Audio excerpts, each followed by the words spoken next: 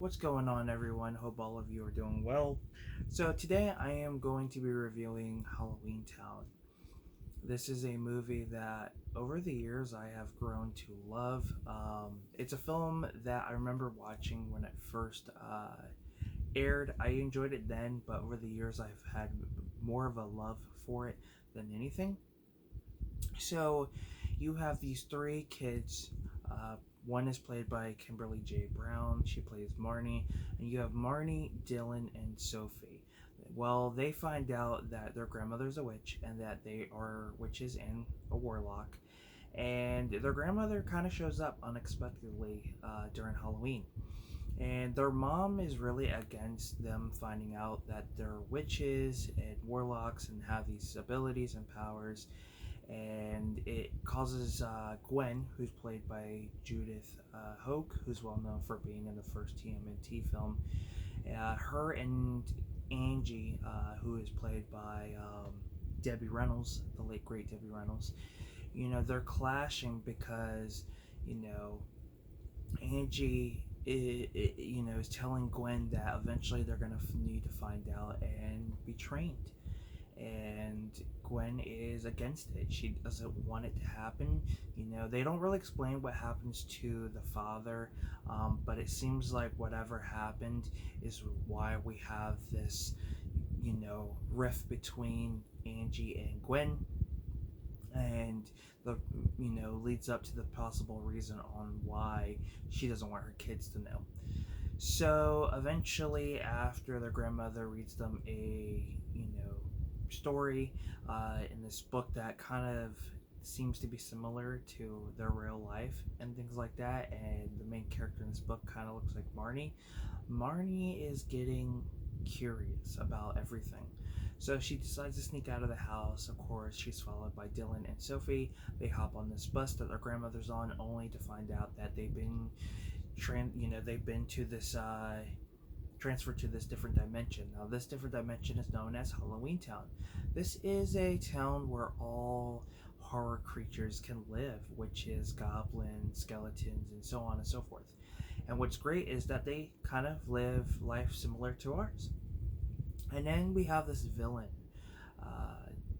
wreaking havoc in the small town. Eventually, Gwen finds her way to Halloweentown to get the kids when she realizes they have snuck out. And Gwen and Angie end up getting frozen from this villain known as Calabar. And, the mayor is Calabar, but you do find out he is the villain.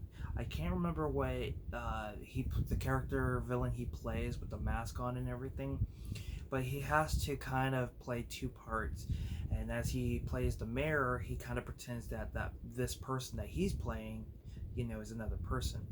Eventually, he does meet Gwen, which he has a history with. Apparently, they dated when they were younger.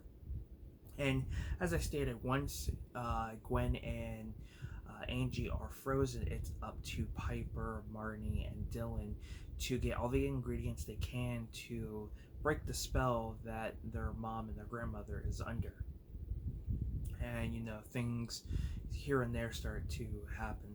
And then, of course, like any movie that has a villain, especially when it comes to Disney, they defeat him. Now, throughout this film, Marnie does meet Dylan, who is played by Philip Van Dyke. If you don't recognize that name and you've seen his face, you might recognize him as the voice of Arnold from Hey Arnold. He voiced Arnold at least for the first 3 seasons. I do believe, from what I researched, that it was the first 3 seasons, or at least the first half of season 3. But it was pretty interesting to see him in this. I didn't realize he had acted, so that was a really cool thing to learn. And he kind of helps out Marnie, but at the same time, he's working for Calabar. Calabar, he's a goblin, but Calabar put a spell on him to make him look more human, which I thought was pretty interesting. Of course, Philip Van Dyke would return for the sequel, I do believe. So, yeah, that's pretty the main plot of this film. Now, I will say the production, the effects, and just everything on this movie is absolutely amazing.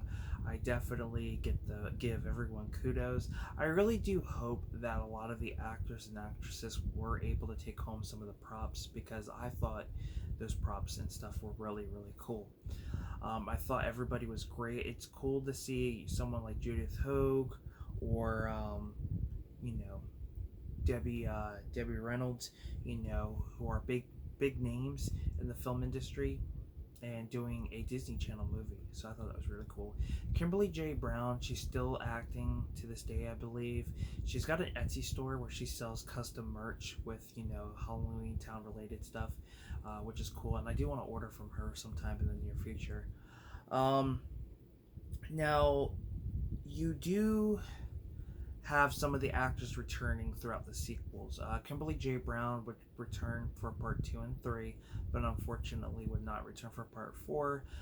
The actress, Emily Roske, I believe is how you pronounce her name. Now, I do have everybody's names written down. She would not return for the 4th movie. I believe she's got smaller roles in part 2 and 3, and I feel to an extent they should have done more with her. From what I've heard, I don't think she wanted to return. There might be that possibility, or they never really asked her. Now, the actor who plays Dylan is the only actor to be, other than Judith Hogue, they're the only two to return throughout all the films. I believe Judith Hogue returns for all 4 movies. So, yeah, it was pretty interesting on why they only were able to get 2 out of everybody that would return throughout the whole series. And then Debbie Reynolds, I do believe, returned for the first 3 and did not return for part 4. I believe I don't even think she's even in part 4.